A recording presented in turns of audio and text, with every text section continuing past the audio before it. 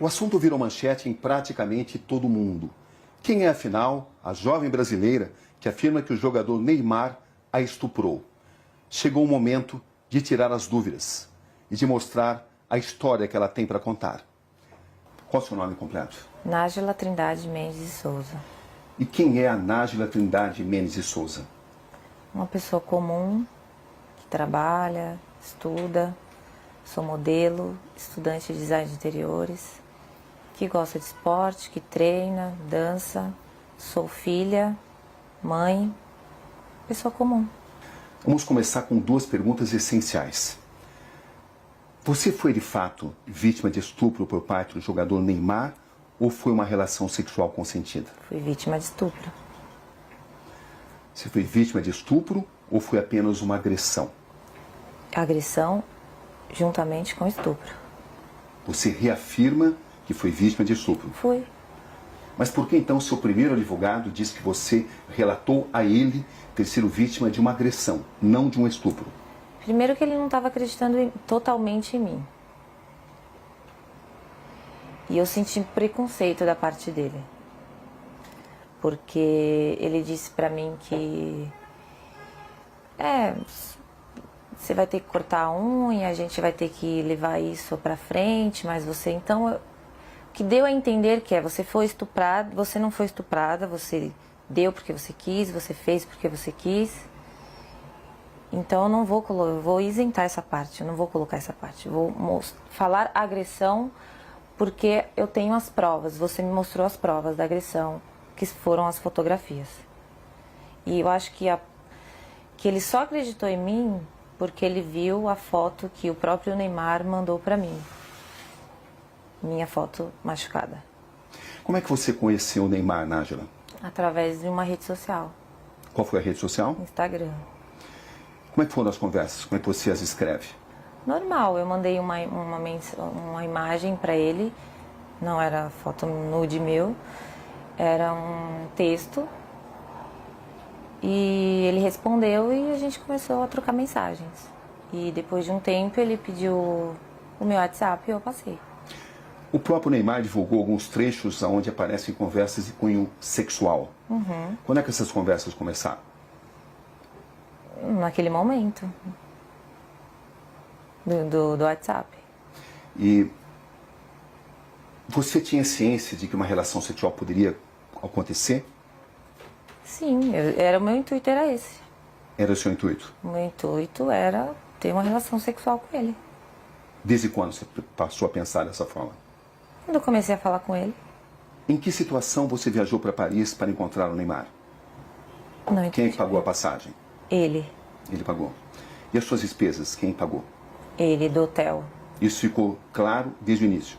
Não, a gente conversou, eu conversei com ele como uma pessoa comum. Eu queria, era um intuito sexual, era um desejo meu. Acho que ficou até claro para ele isso.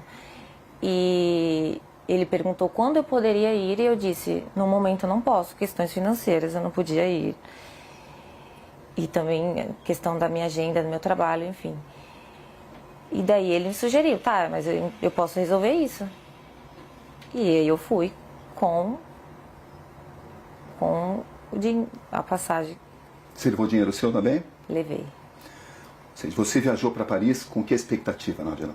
De ficar com ele, de encontrar com ele. Isso De incluía realizar uma um desejo possível... meu. Isso incluía uma possível relação sexual? Obviamente. Você pensava nisso? Sim, Estava preparada para isso? estava. Era algo já consentido, consensual entre vocês? Era. Certo. Quando você chega a Paris, o que acontece? Eu vou pro hotel, ele me manda mensagem falando que ia para uma festa e que ia passar lá antes para me dar um beijo, para me cumprimentar antes de ir nessa festa. E a partir disso, o que acontece? Eu tinha um desejo de ficar com o Neymar. E quando eu chego lá, tava tudo bem, tava tudo legal as mensagens. Uhul, eu ia conseguir, entendeu? Só que quando eu cheguei lá, ele estava agressivo, totalmente diferente daquele cara que eu conheci nas mensagens. Até aí, tudo bem. Como eu tinha muita vontade de ficar com ele, falei, ok, vou tentar manejar aqui. E a gente começou a trocar carícias, começou a ficar, a se beijar. E daí ele me despiu. Eu não Até achei... então foi tudo consensual? Foi. Até aí tudo bem. Sim. Só que depois ele começou a me bater. E eu falei assim, nos primeiros, ok, tava tudo certo. Só que depois começou a me machucar muito. E eu falei, para. Você falou isso de forma clara? Falei, para, está doendo. E ele falou, desculpa, linda. Ok, continuamos. Deitados na cama, rolando e tal. Eu falei, você trouxe preservativo? Porque eu não tenho. E ele disse, não. Eu falei, então não vai acontecer nada além disso. Porque não podemos. Qual foi a resposta dele? Ele não respondeu nada. E a gente continuou. E ele me virou, cometeu o ato, e eu pedi para ele parar. Enquanto ele cometia o ato, ele continuava batendo na minha bunda violentamente. E depois eu girei. Foi tudo muito rápido, questão de segundos, e me retirei. Foi isso que aconteceu. Você está totalmente convencida que conseguiu mostrar a ele que você não queria, não desejava mais a relação sexual? Eu falei, para. Não, para. Eu falei. E ele nunca disse nada a você? Ele não se comunicava muito. Ele só agia. Ou seja, você estava preparada para uma relação sexual consensual? Estava. E quando é que essa relação sexual consensual se transformou, na sua visão, em um ato de estupro? A partir do momento que ele se tornou agressivo, a partir do momento que eu perguntei para ele se ele tinha levado o preservativo, que eu não tinha, ele falou que não, e eu falei para ele, então não podemos. Então só vamos trocar carícia, vamos continuar aqui. E ele concordou, com o silêncio eu entendi como concordância.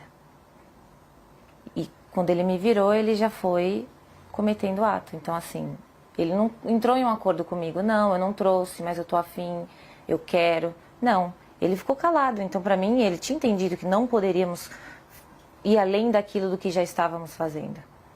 Ele te obrigou a manter relação sexual? A partir do momento que ele me segurou violentamente me batendo, ele estava me obrigando a ficar ali naquele lugar. Sem uso de preservativo? Sem uso de preservativo. Foi assim que aconteceu a relação sexual? Foi assim que aconteceu. Depois, quando eu saí da cama, quando eu me levantei e fui pro banheiro, eu fiquei, não acreditei, foi tipo uma decepção. E eu fiquei estarrecida, então assim, eu não consegui falar nada pra ele. Não consegui xingar, não consegui chorar, não consegui falar nada. Eu só fiquei em estado de choque, assim. E depois ele levantou, foi pro banheiro, e quando ele entrou por uma porta, eu saí por outra. Você manteve várias mensagens com o Neymar, mesmo depois desse acontecimento, dia 15? Mantive. Por que você continuou conversando com alguém que a estuprou? Porque primeiro que eu tive que assimilar tudo. Todo o acontecimento. E quando ele saiu do quarto, e eu comecei a entender tudo o que tinha acontecido comigo, e como ele foi estúpido, como ele foi ruim, como ele me violou e me violentou, eu quis fazer justiça. Porque eu não acho que só porque eu estava afim de ficar com ele, ele tinha o direito de fazer aquilo comigo. Então, no primeiro momento, eu não consegui reagir devido aos traumas. E depois eu sabia que se eu não falasse com ele normalmente, fingindo que eu não tinha entendido o que aconteceu, ele não iria mais falar comigo. Eu não teria como provar o que ele fez comigo. O pai do Neymar relata que sofreu uma tentativa de extorsão. Da minha parte, não. Você ficou sabendo disso? Fiquei. Que os seus primeiros advogados tentaram extorquí-lo. Você ficou sabendo disso? Fiquei. E eu comecei a desconfiar disso no momento que ele não deixava dar queixa. Você foi à polícia contra a vontade dos seus advogados? Foi. Inclusive, porque eu tomei essa decisão, ele decidiu abandonar o caso. Você tinha conhecimento de que tinha sido pedido uma indenização ao Neymar e ao pai dele? Não. Ele falou que ia fazer uma reunião com os advogados dele, que era para falar, levar até eles o que estava acontecendo. Entendeu? Você tinha expectativa de receber uma compensação financeira? Não. Eu quero justiça. Ele me fez muito mal. Eu estou muito traumatizada até hoje por isso. O que você espera exatamente desse caso? Eu quero que ele pague pelo que ele fez. Você tem consciência do que isso pode representar para o Neymar, Nádia? Eu tenho consciência do que o que aconteceu representa para mim. Uma questão de honra, entendeu? Ele não precisava ter feito aquilo comigo. Não precisava, eu já estava ali para isso, para aquilo. Era um desejo meu, eu sou livre, desimpedida, nós iríamos ficar, eu ia voltar para casa e está tudo certo. Qual é exatamente a sua situação financeira, Nádia, para esclarecer? É verdade que você tem uma dívida de 26 mil e está sofrendo uma ação de despejo? A ação de despejo eu não estava sofrendo até o meu nome vir a público.